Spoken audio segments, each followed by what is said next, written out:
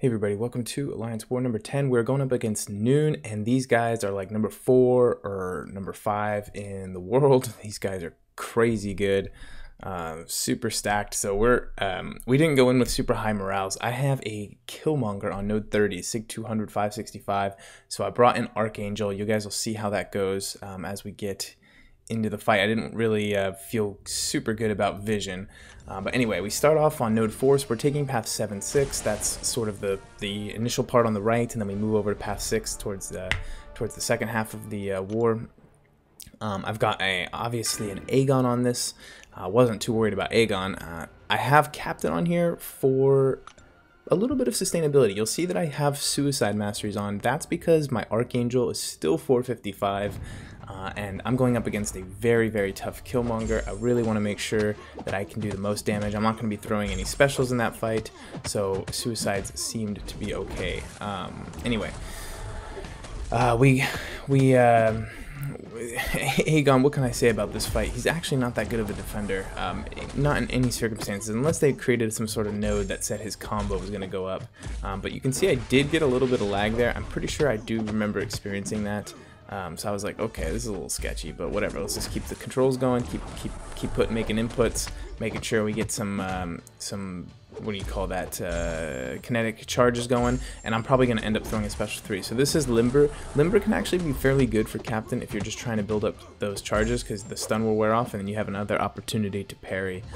So I did take those. You can see here I'm just trying to get to 5.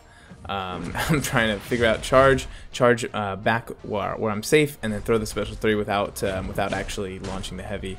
That's just the way to go. Gets down to 2%. I must have just timed it a little bit bad, but it's okay. The next take, somehow AoN's really interested in throwing heavy attacks. He does that a lot. He throws heavy attacks. So if you're not ready for that, you're gonna be in trouble. This next fight was a Yellowjacket, Power Start 1, cornered. Not too worried about this. Plagued Mind, so I'm going to bring in Vision. It turns out to be this 6-star duped Yellowjacket. No issues against him. Really, I'm just looking for his special ones. I want to make sure I have at least a full dash between me and him when he throws a special one. That way I can fully evade it. You can fully evade it even up close, but I'm not super consistent when it comes to that.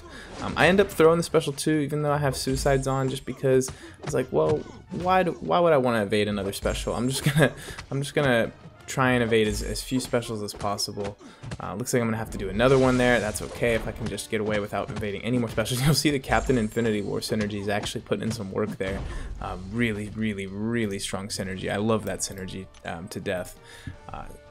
I kind of wish I could use it with Iron Man Infinity War as well to bring him in. That's a pretty killer team, but kind of missing the mega damage, right? So we are moving up to node 30, all or nothing now.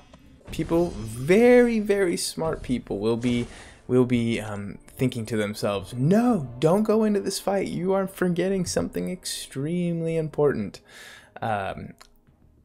Well, hopefully, let's let you guys guess. I'm gonna let you guys keep guessing while this boost screen is going on. I have taken Killmonger with Archangel on this node before, and I think it was a 455 Killmonger if I remember correctly, and I remember kind of nearly needing to eat 3 special 3s. Now this is the thing, is with Vision, I might not eat a special 3, but I think I take so much reverberation damage. I did some tests that I would be really worried. So I actually throw on the special 3 defense and also the indestructible boost, just in case I have to eat more than 3 special 3s. So you may be thinking to yourself, Idolist, you're forgetting something very important. What is it? What am I forgetting? What could he possibly be forgetting? Heal block. I forgot about heal block. I have full Suicides on, and there's heal block. I am at this point I'm like, oh god, I actually want him to get to a special 3. I need to just get these neurotoxins on him. I need to beat the clock. I need to go as fast as possible. So a special 3 would give me power, maybe help me get to a special 3 even. So I need to get there. So we have the first special 3, no problem. He already has some good neurotoxins on him. I'm doing a lot of damage. I'm boosted. He's playing into me. I got 5 neurotoxins now. He's ticking for a ridiculous amount. Keep in mind, Domino can do this with 1 heavy attack. So I'm not worried about going to another special 3, but I do want some poisons on him. So I get another heavy, and I decide with 7 Neros to throw my own special 3. And guys, man, if you know, at a 565 Archangel with a special 3 defense boost, because look how many, I've only eaten 1 special 3 from Killmonger, and he's dead. I mean, he is dead. That was that went okay for me. I would not put suicides on again. I think that was a big mistake, but the ability to get out of that fight like that with Archangel, and I just wonder if like maybe the 25% special 3 defense would be okay. So, because this is Power Shield, I decided to leave Suicides on. I figured I'll just run this war out with Suicides on. I don't recommend them for war. I think they put you sort of in a little bit of a pickle. They make it so you can't really throw specials when you want to. So I decided with the class advantage, taking Captain America versus Mephisto. This Mephisto, I can't see the rank because I don't have Scouter Lens on, but I think it's really high. He just felt like he had so many hit points. So I'm messing around trying to get Petrifies up because I know once he has a burning aura or aura of incineration, that the Petrifies will actually reduce his power gain. So I thought that would be one way to keep this fight a little bit under control. So I'm just kind of doing dancing around, trying to build up some of my own power at the same time. Just, you know, doing the captain dance where you parry as much as possible, get those up there, get those Petrifies on. He's got the aura on. You can see he is gaining a lot of power though. I mean, the Petrifies aren't doing everything. And I'm like sitting here like, okay, well, at least it's over now, right? Holy crap, that did nothing. What the hell is that? I was like, this is not good. I need to bait a special 3 now, or special 2, sorry, bait the special 2. I'm like, oh my god, I really need that to crit, or we're kind of toast, you know? We really need a crit on that special 2. So I do have the 200% boost on, so whatever, I do get some power back, but not nearly enough. So I'm getting close to another special 2. I think, you know what, okay, it's okay. I know that 1 crit from this thing is going to do like 300,000 damage, and he'll be totally dead, right? So bait out this aura, wait out this aura. I want to try and parry this. It's kind of hard to parry that though, so I go for one more parry here. Heavy, special 2, no crit again, 18,000 damage. I'm taking recoil this whole time. I'm like, oh my god, this is crazy. I'm gonna time out here. Like, god, can I just get a crit to save my life? Are you serious, you know? I'm taking little chip damage here from the boosts. When you boost with suicides, you actually kill yourself slowly, which is a pain in the butt. I really hate how that interaction is. So I get another special 2, no crit. I'm like, okay, I have to seriously change my tactics up. Without Petrify, I definitely would have beaten a special 3, and that would have been it. So I block this, I get the parry, or the glancing, whatever, and trying to build up these again. I get another few kinetic charges, parry that successfully, and I'm thinking, you know what, I'm going to go for a special 1 here. There's more hits, more chances to crit, and I get 2 out of 3 crits. I'm like, thank God. With the Petrifies and the bleed and despair, he doesn't heal anything. And I'm like, okay, at 45 seconds, I really got to get another, I got to get another special 1 here. Parry this, please. Yep, I need to be on point for the rest of this fight because it's going to come down to the wire here. So I go another one, another special 1, get 1 crit out of the 3. I'm just not critting, but it looks like, oh, and then I get parried. I still had my indestructible boost on. I totally forgot about that. Thank God. Thank God that Archangel fight went super fast. He's got the aura again. I'm really backed up now. It's super risky. I dodge that. I have to dodge that. I get a nice parry right there. One more special 1, and thank God one of those crit, because that would have been the end of it for me. I barely made it out of that fight alive.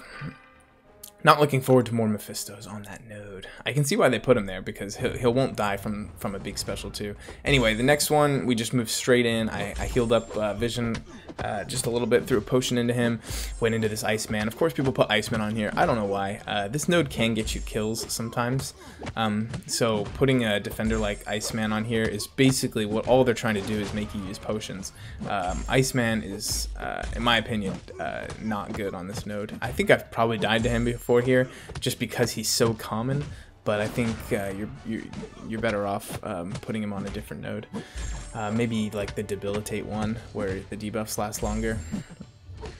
Just look how fast he goes down, no problem. So anyway, that's that Iceman. That's brute force. I just have to stay on your toes and make sure you don't back off for too long. But with Iceman, the fight's always really aggressive, so you're going to be fighting a lot.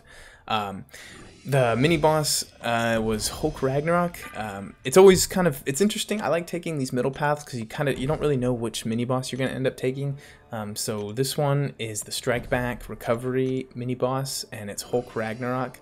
So I heal up Vision just because with Vision it won't be a big deal at all. Most of that damage I took was from Cold Snap, but the rest of it was recoil. But the fights go really quick when you have suicides on. Really liking Vision's damage with suicides. I mean, look at these. He's hitting way harder. Those aren't big numbers, but for Vision they are. I mean, you wouldn't think so, but anyway. Hulk Ragnarok, the only thing I'm watching out for is Smash. I don't really have to worry about it. The bar is not as big. I know people take Void here a lot versus this mini boss, and it can kind of get a little tricky with Hulk Ragnarok. With all those debuffs on him, you can't really see the Smash icon always. So I'm just worrying about that. I'm using specials to however many I need. I don't have to use Vision again, so I could go all the way down to like 15% health without really getting scared here. So I'm just using specials as needed, letting that crowd excitement drop off. If you let the crowd excitement drop off, I think his chance to smash goes down. And yeah, I don't know. I mean, not much else to say about this mini boss. I think Hulk Ragnarok is a lot trickier on stun immune. When you can parry him, it's kind of like Medusa. When you can parry her, she's infinitely easier. So there we go with special 3. Gets him down to about 20%. He's going to start a heal or a fury soon. I'm hoping for the fury because it would mean that I wouldn't have to find a heal block, but he does get the heal. So I didn't time it perfectly. I need to get to a special 2 again to get the heal block. He's healing a lot. It's because it's the recovery node, but I get the heal block on, and so I only have to eat about 2/3 of that heal, and it wasn't that bad anyway. So he goes down.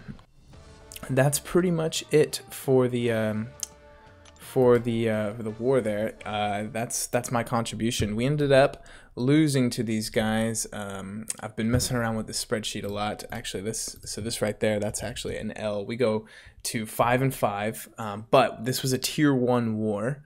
So we got a lot of points for losing versus these guys, and we only lost like a couple points in war rating because it was like plus 70 something minus like 10, or I don't remember. It was a big gap, right? So when we lost, we actually stayed in tier 1, which is pretty cool. We like that. It seems like that always happens to us when we do make it to tier 1. Kabam punishes us with these crazy matchups, and it actually helps us because occasionally we win one, and then if we won any war in tier 1, we pretty much lock down Platinum 1. So we are over 3,000 war rating, and we've got, that means we're getting 7x multiplier, which is great. I didn't die again.